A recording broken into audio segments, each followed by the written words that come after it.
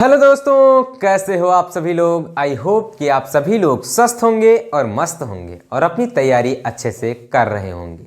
तो आज हम बात करने वाले हैं एक वेरी मोस्ट इंपॉर्टेंट टॉपिक, जो कि क्या है, आपको रिएक्शन दिया होगा और उसमें ABCDE का पहचान करने को कहेगा।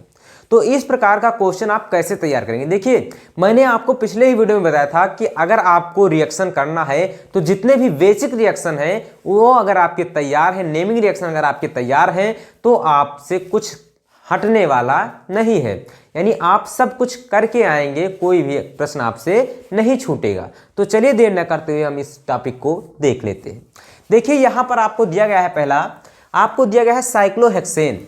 ये मैंने साइक्लोहेक्सेन आपको दिख रहा है बेंजीन रिंग की तरह आकृति, लेकिन यहां पर डबल बॉन्ड नहीं है या गोला रिंग नहीं बना हुआ है, इसलिए ये बेंजीन नहीं है। ये क्या है, साइक्लोहेक्सेन ब्रोमाइड। इसकी क्रिया हम Mg से कराते हैं शुष्क ईथर की उपस्थिति में। तो क्या प्राप्त होता है, A प्राप्त होता है। अब A क्या है वो आपको पहचानना है। इसके बाद इसकी क्रिया जब H2O से कराते हैं तो B प्राप्त होता है। B क्या है वो आपको पहचानना है। तो चलिए हम इसे सॉल्व कर देते हैं। देखिए, यहां पर सबसे पहले ये क्या लिखा हुआ है, एल्किल हैलाइड आप कह सकते हैं। एल्किल यानी एलिफेटिक यौगिक के स्थान पर एरोमेटिक यौगिक यूज कर लिया गया है। यानी मैंने आपको बताया था कि अगर RX की क्रिया Mg से कराते हैं तो क्या प्राप्त होता है, तो RMgX प्राप्त होता है। तो R के स्थान पर यहाँ पर साइक्लोहेक्सेन है तो यहाँ पर क्या रख देंगे, साइक्लोहेक्सेन। X के स्थान पर Br है तो यहाँ क्या रख देंगे, Br रख देंगे। Mg के स्थान पर Mg ही है। तो यहाँ पर जब हम इसकी क्रिया इससे कराते हैं शुष्क ईथर की उपस्थिति में तो ये प्राप्त हो जाता है।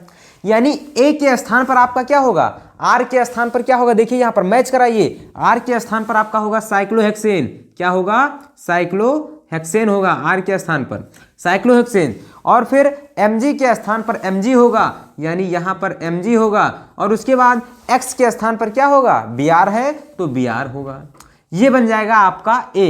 यानी A के स्थान पर हम क्या रखेंगे, साइक्लोहेक्सेन। क्या रखेंगे, साइक्लोहेक्सेन Mg और उसके बाद Br। ये हो गया।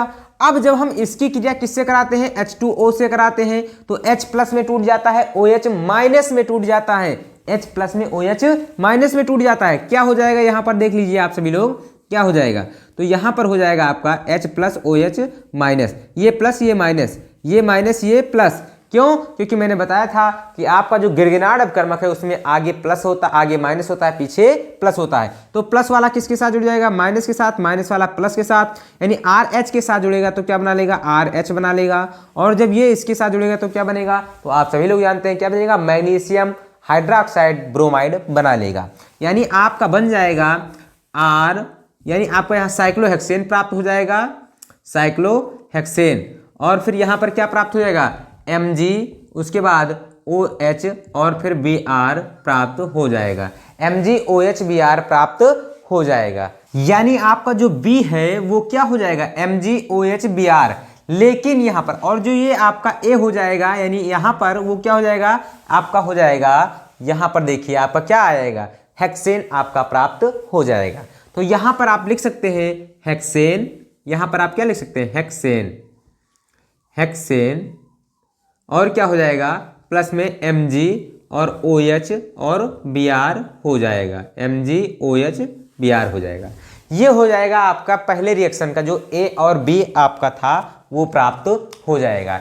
यानी पहले रिएक्शन में आपका A जो है वो क्या है, पहले रिएक्शन में, तो पहले रिएक्शन में आपका A जो है वो आपका है ग्रिग्नार्ड अपकर्मक। यानी आप कह सकते हैं हेक्सेन में Mg और Br जुड़ जाएगा, यानी हेक्सेन, साइक्लोहेक्सेन और मैग्नीशियम ब्रोमाइड आपका प्राप्त हो जाएगा।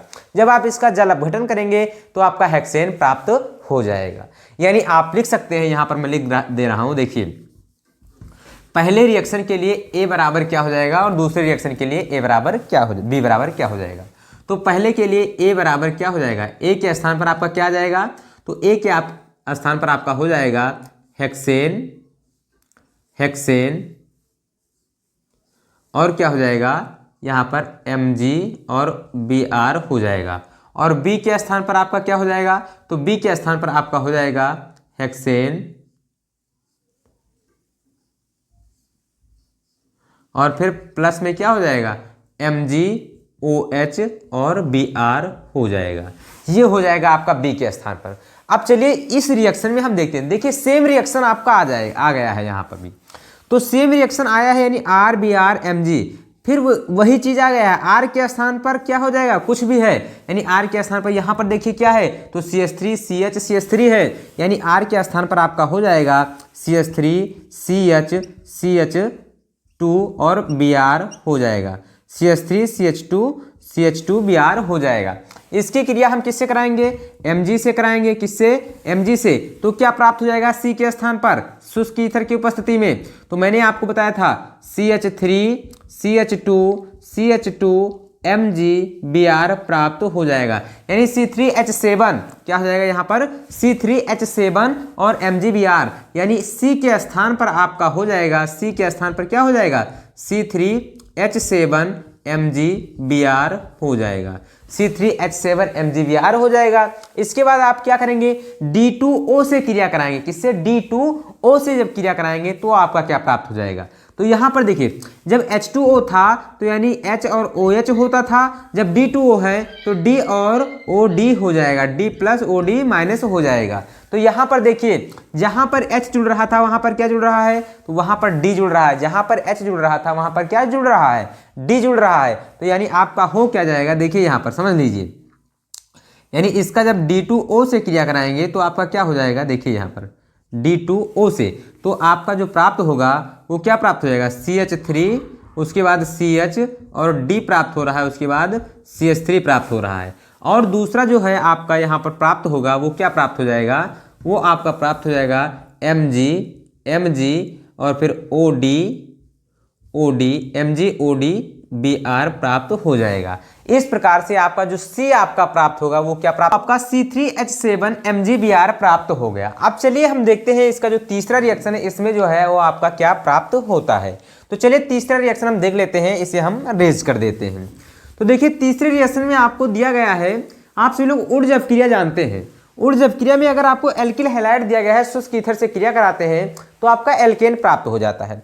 अब यहाँ पर देखिए ये क्या है, R-X, यानी शुष्क ईथर की उपस्थिति में एल्किल हैलाइड प्राप्त हो रहा है, यानी यहाँ से ये क्या हो जाएगा, टूट जाएगा, एक अलग हो जाएगा भाग, एक अलग हो जाएगा, यानी आपका यहाँ पर क्या आ जाएगा, R- के स्थान पर यहाँ पर देख लीजिए CH3 है और फिर सिंगल बॉन्ड C CH3 और सिंगल बॉन्ड CH3, फिर सिंगल बॉन्ड C CH3 और single bond CH3, single bond CH3।